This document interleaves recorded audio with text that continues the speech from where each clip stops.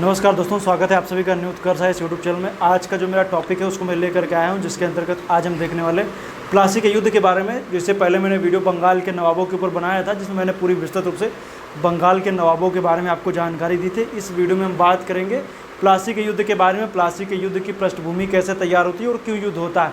सबसे पहले मैं बता दूँ, प्लासी के युद्ध की जो कह सकते हैं पृष्ठभूमि यही है कि अंग्रेज़ों की लालसा और उस लालसा का पूरा ना हो पाना, क्योंकि जो बंगाल का नवाब है वो कुछ देना भी नहीं चाह रहा है। बस मुख्य रूप से देखें तो यही कारण है।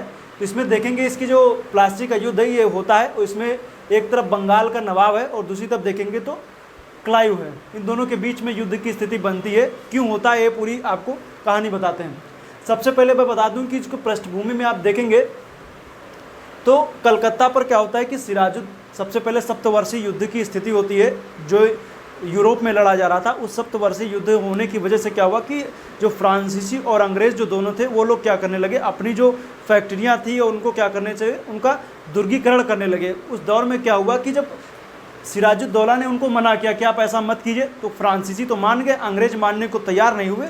अंग्रेज़ जब मानने को तैयार नहीं हुए तो इसने क्या किया कि हमला कर दिया कलकत्ता पर। इस तरीके से क्या किया, इसने हमला किया। जब हमला कर दिया तो हमला में आप देखेंगे तो जितने भी अंग्रेज़ थे इसके काल में वो सब क्या हुए कि फुल्टा द्वीप है यहीं पर, यहाँ पर आप देखेंगे तो जितने भी थे वो सब फुल्टा द्वीप पर क्या करते हैं, अंग्रेज़ वगैरह सब जा करके वहीं चले जाते हैं। और ये बात जब पता चलती है किसको, क्लाइव को। क्लाइव उस समय क्या था, मद्रास में था। क्लाइव और वाटसन ये दोनों क्या होते हैं, मद्रास से कलकत्ता की ओर चलते हैं।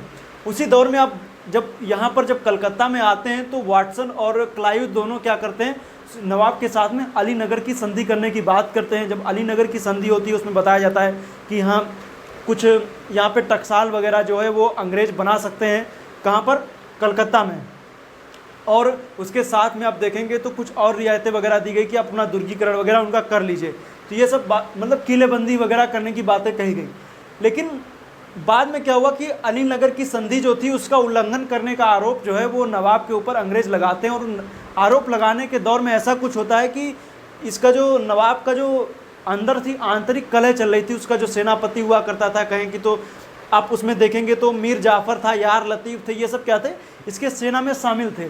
तो क्लाइव ने सोचा कि क्या किया जाए कि इनको अपनी तरफ मिलाया जाए और इनको लालच दिया जाए कि जब सिराजुद्दौला को हराया जाएगा तो मीर जाफ़र को यहाँ का क्या किया जाएगा, गवर्नर, मतलब यहाँ का जो नवाब है वहाँ का बना दिया जाएगा।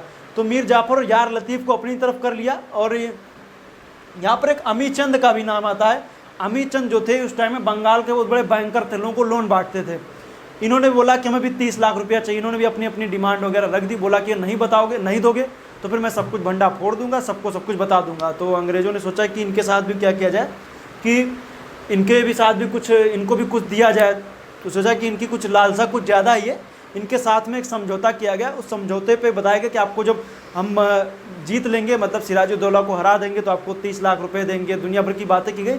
उसके 2 पेपर तैयार किए गए। एक पेपर था गुलाबी, एक था सफ़ेद।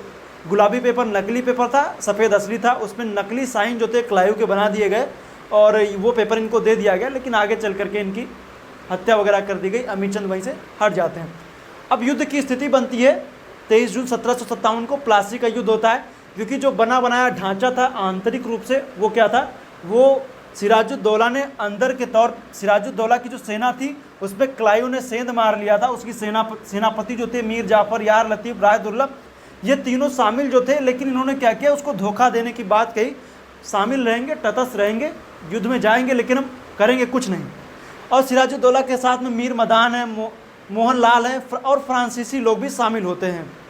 लेकिन इनकी जो सेनापति है मीर जाफ़र, यार लतीफ़, राय दुर्लभ, इन्होंने धोखा दिया। धोखा देने का सिचुएशन नहीं हुई कि इनका जो कह सकते थे इनका विश्वास पात्र जो था मीर मदान मारा गया।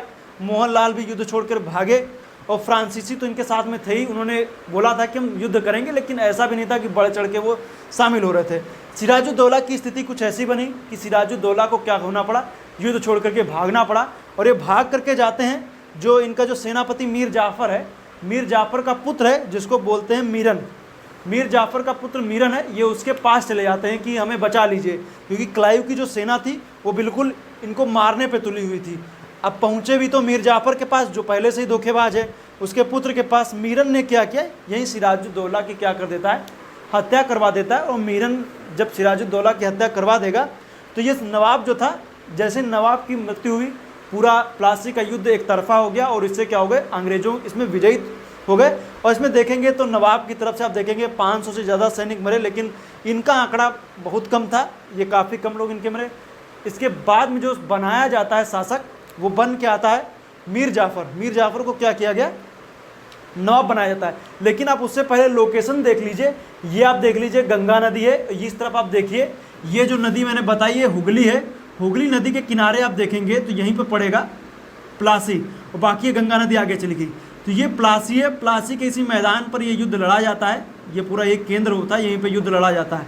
तो मैप में लोकेशन भी आप ध्यान में रखिए, प्लासी यही है, मेदिनापुर भी यही है। तो अगर जो पूछा जाए तो गंगा के किस किनारे पर आप देखेंगे तो गंगा के बाएं किनारे पर था प्लासी, इस तरीके से प्रश्न पूछे जा सकते हैं। तो याद रखिएगा प्लासी का युद्ध मैदान यहीं पर युद्ध होता है। अब इस युद्ध में लड़ने के बाद में स्थिति ये बनती है कि पूरा जो सिचुएशन है वो किसके हाथ में आ जाती है। इसके बाद में मीर जाफ़र के हाथ में नवाब बना दिया गया मीर जाफ़र को। अब चूंकि पहले से शर्तें दी गई थी कि अब जब नवाब मीर जाफ़र बनेगा तो कई सारी चीज़ें जो थी वो क्लाइव को मिलेंगी, जिसमें से देखेंगे तो क्या मिला उनको, परिणाम क्या हुए, 24 परगने की जिम्मेदारी अंग्रेज़ों को दे दी गई। आप जान रहे हैं 24 परगना यहीं पर है, ये पश्चिम बंगाल में। और मैं जानकारी के बता दूं कि भारत में एक ऐसा जिला है 24 परगना जहां पर किसी एक पर्टिकुलर राज्य में सबसे ज़्यादा मैंग्रोव वनस्पतियाँ 24 परगने में ही हैं। तो मीर जाफ़र ने क्या किया, 24 परगने की जिम्मेदारी अंग्रेज़ों को दे दी, ढेर सारा पैसा दिया, सेना, नाविक, ये सब क्या क्या क्लाइव को भेंट में दिया। और आगे चल करके क्लाइव बंगाल का गवर्नर भी बन गया। और यहीं से क्या होता है कि एक कह सकते थे अंग्रेजी सत्ता जो थी स्थापित हो जाती है, और जो परंपरागत तरीके से चली आ रही जो इस्लामिक सत्ता थी या मुग़ल काल था, उसका कह सकते हैं कि पूरी तरीके से ताना बाना था वो ढह चुका था। इसी के देखेंगे तो इतिहासकार मेल्सन है, उन्होंने भी अपना एक वक्तव्य प्रस्तुत किया। उनका कहना था यह इतना तात्कालिक, स्थायी और प्रभावशाली परिणामों वाला ऐसा कोई युद्ध नहीं हुआ है, ये इतना ज़्यादा ऐसा युद्ध हुआ था। यहीं पर कह सकते हैं कि अंग्रेज़ों की नींव पड़ गई, यहाँ पर उनकी सत्ता क्या हुई, स्थापित हुई। आगे चल करके आप देखेंगे बक्सर के युद्ध में, बक्सर का युद्ध उसको स्थायित्व प्रदान कर देता है और पूरी तरीके से अंग्रेज़ों का शासन यहाँ पर हो जाता है। तो कहते हैं कि ये जो युद्ध था वो लड़ा गया, वो धोखे का युद्ध था। ये क्या था, धोखे का युद्ध था। इसमें धोखे से युद्ध को अंग्रेज़ों ने विजयी प्राप्त की, क्योंकि आप देखेंगे कि उनकी जो बंगाल के नवाब की सेना है उसमें सेंधमारी की, मीर जाफ़र, यार लतीफ़, राय दुर्बल को अपने तरफ मिला लिया तो जीत गई। लेकिन इसका जो कह सकते थे कहने की बात तो थी है, लेकिन आगे चल करके उन्होंने प्रमाणित कर दिया बक्सर के युद्ध में जब मुग़ल सेना भी जुड़ जाती है फिर वो उनकी संयुक्त सेना को अंग्रेज पराजित कर देते हैं। तो ये बक्सर का युद्ध होगा। फिलहाल आज के इस वीडियो में जो मैंने बताया आपको, प्लासी का युद्ध जो था, ये डेट वगैरह भी याद रख लीजिएगा। तो बाकी मिलेंगे कल के वीडियो में, जो नेक्स्ट वीडियो होगा जिसमें बक्सर के युद्ध की बात करेंगे। मैप के साथ में आपको बिहार के बक्सर का युद्ध वगैरह भी आपको बताएंगे, मैप में लोकेशन के साथ में अवध का नवाब होगा, और इधर आप देखेंगे तो मुग़ल बादशाह भी शामिल होगा, और पूरा यहाँ से अंग्रेज़ों की सेना को मैप के साथ में आपको पूरा बताएंगे। तो इसके बाद की जो वीडियो होगी बक्सर का युद्ध, बक्सर के युद्ध के बाद में बंगाल में द्वैत शासन, उसके बाद में अवध के नवाबों का जिक्र करेंगे। तो फिलहाल आज के लिए इस वीडियो में इतना ही। उम्मीद करता हूँ वीडियो अच्छा लगा होगा। मिलेंगे कल के वीडियो में, तब तक के लिए आपका बहुत बहुत धन्यवाद। आपका दिन शुभ रहे।